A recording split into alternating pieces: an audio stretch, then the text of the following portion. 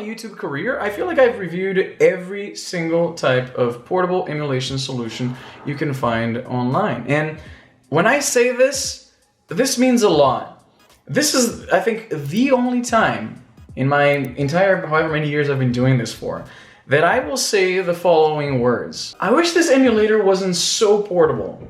And it's gonna make sense. I have been following this thing with some anticipation for a while, from the moment it dropped online, and the usual suspects, the people who talk about these types of products, started making videos and posting screenshots of it online on their social media and everything. This is the Funkey S, and it's a tiny little portable device, the likes of which I'm sure you're familiar with.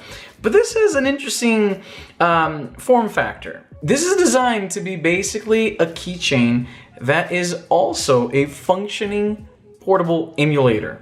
And it's very tiny, as you can see. It fits in the palm of one's hand. You can just hide it like this. And like I said in the very beginning, this has a great presentation, a great screen. It's a great little device, but at times I feel like its tiny form factor might be its undoing. So before we dive right into this thing, I want to just show you what it looks like. It's just so goddamn cute. It looks like a tiny little GBA SP. In fact, let me get one of mine here. Right, this right here is a GBA SP that has seen some better days. That's the problem with being a collector. Not every device you get your hands on was in perfect condition. This is an AGS 101. This is the GBA SP that has a brighter screen. It's a little harder to come by, usually a little bit more expensive, so I was able to get a decent enough deal because of how scuffed it is. I plan to one day get a new case and replace this whole thing, but right now, I just don't have the time or the patience. Anyway, you know this guy. This is a GBA SP. You know exactly what it looks like. This is the Funkey S. Look at this thing. It's just so adorable. If you have a soft spot for, let's get out of there because this is kind of a bit of a spoiler. Let's go into the actual interface here.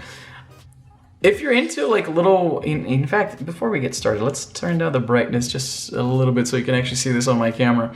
This is like a miniature GBA SP. This should drive home the point. Like the entire thing is about as big, or at least I should say as tall, as the bottom half of a GBA SP. That's how small it is. It's like a little baby.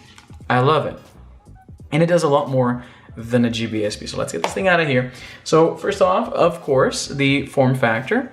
It's got the usual layout for SNES style games. You got 4 face buttons, you got a D-pad, you got 2 shoulder buttons here, which are tiny, but very serviceable. They have mouse-like switches, so quite clicky. I'm not sure if the camera's picking that up. I'm making the user interface freak out. I didn't even know you could scroll using L and R. I scroll using the D-pad here, so it's a much more smooth animation. Let me get a little bit closer here so you can actually appreciate the design here. So you got the 2 speakers here at the bottom, a start button and a select button, which is also a function key. So if you press and hold within a game, if you just press that, that's select. But if you press and you activate other buttons like this, so B and X, so yes, it has a Super Nintendo layout. B and X will control brightness, and A and Y volume. So it gets quite loud for the size. It's rather loud. When I go into a game, you'll be able to see that. So that's about it. It has this button here, which is a function button. So you have like you can control volume via the software, and there's themes as well. The game launcher is the one I'm using. You can turn it off entirely. Although in devices that go into sleep mode when I close the lid, I almost never turn them off. And I found that the battery has pretty decent standby time. In fact, it lasts longer than the standby on my 3DS, on any of my 3DS models. If I leave these things off, or rather if I close the lid and leave them for a couple of days, when I finally want to play some Pokemon again, the battery is drained. So this is something I haven't ran into with this thing. This will last much, much longer. I don't know why exactly that is. It could just be that that's the usual for most devices, and just the 3DS line doesn't have great standby time. But the standby time on this thing is great. I didn't really put it into exact hours, but I got a decent amount of time on this thing, and leaving it just closed, sitting around, doesn't deplete its battery like some other devices. So that was nice. Now, the user interface it deserves some extra credit here. So let's go to the very first emulator. So you have a Nintendo. So you have the NES emulator. You got your Super Nintendo, of course. Game Gear, the Master System, which wasn't as big here in North America, but back in Brazil, this thing was the bee's knees, as the kids used to say. You have Sega Genesis, of course. I'm not a Sega Genesis kid, so I kind of always skip Sega Genesis emulation. I feel like I'm missing out on a lot of great hidden gems, or at least hidden for me. Let me know in the comments which games, which Sega Genesis games you'd recommend, because I'm really a complete noob when it comes to that library. TurboGrafx, which I didn't expect to see. Same thing with the Atari Lynx. And you have Neo Geo Pocket, which I have some personal experience with. You have the WonderSwan Color. Again, it's a complete, you know, I'm not super excited to play WonderSwan games. I'm sorry. PlayStation, which works remarkably well for a device this small.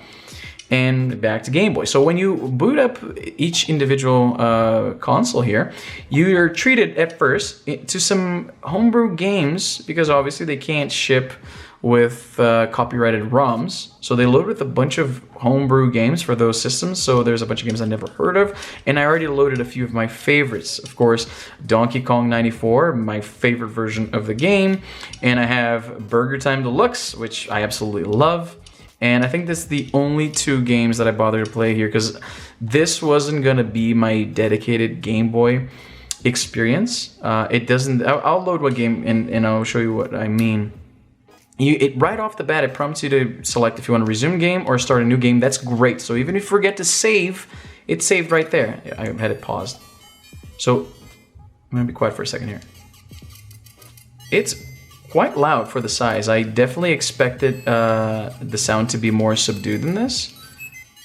Oh shoot, yeah, I can't touch him from that side. I'm a little distracted by the review. Anyway, one thing I don't like about this, it's a missed opportunity, is that when you go into the options there, unfortunately, unlike other emulators, there's no choice of filters. And personally, I'm a bit of a traditionalist when I play Game Boy games, and I like to throw like the green filter that reminds me of what the screen used to look like. Straight up monochromatic, though that's really what you're seeing, it doesn't take me back to the experience of actually playing a Game Boy title. So because of that, I wish it had these options for filters. Most other portable emulators have such options. It's a little disappointing that, oh crap, I was pushed into a corner here. I'm really screwed. Yeah, I forgot I could jump. Oh yeah, that didn't work out. Anyway, it's hard to play these games when you're shooting a review. Okay, shut up. So Game Boy emulator is very faithful, very smooth. There's no screen tear that I could think of. I imagine the video memory for this thing. And this is an IPS screen, I believe. And I'm going to guess it's 60 hertz. I don't think it's 30 hertz because it's pretty smooth. There is no screen tearing that I could tell. So I'm not sure if any comes up there in the video, but there's no screen tearing here on my end. Then you have your Game Boy Color emulator. I don't think I loaded any Game Boy Color games here. I'm, again, with the whole being a traditionalist thing, I'm more of a original Game Boy collector and gamer. So all I have here are the homebrew games that come bundled with the system. Didn't even bother with them. Then you have Game Boy Advance, and now this is an interesting thing. You might have noticed that some of the games that I loaded there have their own little custom box art, right? But this one here does not. So when you load a game, a ROM, into this thing, what you have to do in order to get it, you know, looking nice like this nice little presentation, you have to find the box art yourself on Google, and then you have to rename it to the same name as the emulator itself and dump on the same folder. It's just that's all you have to do. It's something I was used to on other emulation solutions. Some other emulation solutions, like, say, let me find it here, my trusty GPD XD, which is likely also doesn't have great standby battery, so it's probably dead. This thing right here, the emulators, obviously because it's powered by Android and it has a Wi-Fi connection, when you load up a ROM into some of the emulators, it automatically fetches the box art from the internet. So that's great, but a little device like this doesn't have connectivity like that, doesn't have Wi-Fi, so you have to do it manually. So for my copy of Fire Emblem, I went on the internet, got a copy, a box cover art for Fire Emblem, changed the same file name as the ROM, dumped it into the same directory, and there you are. So I have a few games here, Grand Theft Auto, Harvest Moon, Mario Kart Super Circuit. I'm going to load this one because this, I think, is a quick game to show in a video like this. Now, I'm going to get into the form factor a little bit. So this thing is gorgeous. The build is nice. It's light enough that you can forget that you have on you, and it also light enough to survive, you know, falls that are not, you're not going to be tossing this off your balcony on the 5th floor.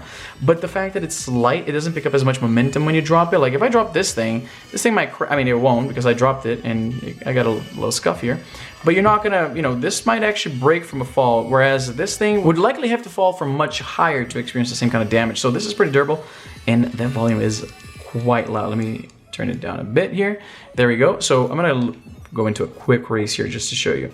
Now, as I was mentioning before, this thing might be perhaps a little too small to be usable for most people. I love the presentation. I love how the ROMs show with the box art, though, you have to put in a little bit of work to get it looking like that, but nothing you can't figure out in one afternoon. But the emulation is solid, no screen tear whatsoever, and this I think is a great, I forget the buttons for Mario Kart. And that's it right here. Mario Kart on the GBA is not a game I played a lot, so I'm gonna suck at this. But as I was saying, obviously this is not the best ergonomics to play these fast-paced games. Something like Pokemon would likely be great on a device like this. You have this with your keys, and you can just bust it out and play some Pokemon at a moment's notice when you're waiting in line, or something like this. Would be the perfect case use. It's so hard to play a racing game and do a review at the same time. I'm gonna go back here. I think this gives you an idea of how the game runs. Now, again, the interesting thing, the UI is really great. You make these little noises, like, see, it's very satisfying to use. There's these swooshes when you go into like the folders here. Let me go into my Super Nintendo folder. So you have these games here. I have Super Return of the Jedi, one of my favorites on the system. I'm gonna load it up, and as you'll see, it's gonna immediately ask if I wanna resume from where I stopped. I like that. I like that a lot. Are you sure? Yes. Oh, this boss is a bitch. Anyway, I want to get out of here. I don't want to do this. I'm getting my ass kicked. This game is hard enough on something that's more suited for long play sessions. On something like this, it's challenging. Although I will get a full playthrough because I'm a masochist like this. This thing is beautiful. I like the design. I like the form factor. I like that it's just a little tiny GBA SP that you can carry with your keys. That's so awesome. And it has a micro USB port here to charge. I should have mentioned that in the beginning. It's nice and it fits in your hand. I actually took out the little lanyard because I wasn't personally going to be using it as a keychain. But this is it's a very valid case use. It's a very valid use case for this thing. Though the included lanyard I felt was perhaps a little bit too dainty. So this has a little bit of weight to it. I wouldn't want to lose it, so I didn't want to risk it. I like it so much, but I will say, I feel like the form factor holds this back a bit. If this was exactly what you're seeing here, but the size of a GBA SP, this thing would be an absolute no-brainer. Let's go into some PlayStation games here. I got Resident Evil. Can you imagine beating Resident Evil on this thing? MDK, a game I feel like I'm the only person in the world that actually managed to beat, because I don't see anybody talking about MDK, let alone talking about beating MDK. Resume the game. I love that. I love that resume function. More emulators. Look at that, dude. It's Resident Evil in the palm of your hand. This could be like, this is the most clickbaity thing I've ever said. I'm going to use it in the title. I'm sorry. But look at this thing. I mean, it's hard to see with the angle that I'm holding. Not the angle of the screen itself. The screen is very, very visible. It's a little glossy, right? So sometimes it catches the light and it makes it a little harder to see. But I believe this is an IPS panel and it's so, so nice. It's gonna be like, I mean, 10 controls on something this small that I'm not holding at optimal viewing angles because I have to hold this for the camera. But this is Resident Evil in the palm of your hand as a keychain that you can carry around. This is wild. This is so cool. Like I said, I love the presentation. I love how, like, this is such a nice little conversation starter. Like, if you bust this, like, you pull out your keys and then you just happen to open this and like show it to people. Maybe this is my friends. I know my friends would lose their minds. And the only reason they haven't is because I haven't been using this as a keychain. My friends are retro nerds like me. So being able to say, hey, check this out. I can play Resident Evil on my keychain. I know they'll get a kick out of this. But like I said, though this thing is extremely cool, this would be a great gift for somebody who loves portability. If this were about the size of a GBA SP, this would be an absolute no-brainer. An absolute no-brainer, an absolute winner. Part of me thinks that the concessions they had to meet in order to get this thing to be as small, it's a great novelty, but if they had made this big, this would be my absolute favorite portable emulation solution. Still, I like it a lot. I'm gonna leave a link in the description where you can buy your own. I'm hesitant to mention how much these things cost because these things tend to go on sale a bunch and I don't want the video to be out of date by the time you're watching this, but the link will be in the description in case you're interested in getting your own Funkey S. To the folks at Funkey S, thank you so much for sending me this. I really love it, and the people around me that got to see it during the whole pandemic and everything, when they sent me this thing, things weren't fully open here in Calgary yet. So I haven't had the chance to bring this out too much, but the few people that actually saw this thought it was, one, absolutely adorable, and then they were very curious where they could buy their own, because this is the coolest keychain you could possibly buy. This, I think, is really, really cool. And again, to the people at Funkey S, if you're watching this, consider remaking this, but now like a more playable size, because this is a great novelty. It's a great gift. I love mine. I would not part with this thing, but it's hard to wholeheartedly recommend this as an actual emulation solution for somebody who wants to, not just a novelty, but wants to actually play these games on the go. If you have small hands, this would be great. If you like, tiny little miniatures, if you love the novelty of Super Mario World running literally in the palm of your hand, you can't go wrong with a Funkey S. Anyway, I hope you guys enjoyed this video. If you did, please consider leaving a like, subscribing to the channel, hitting the notification bell, because YouTube sucks at letting you know that I put new videos out. I'm very active on both Twitter and Instagram, and if you follow me on Instagram,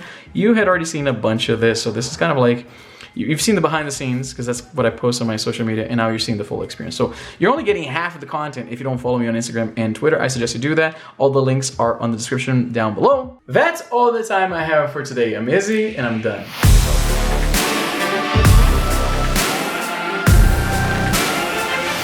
A lot of thought was put into the UI with this thing. I love the little noises that it does. Like, for instance, I'm going to close the lid here. I'm going to bring it close to the microphone, see if you can hear that. Check it out, check it out.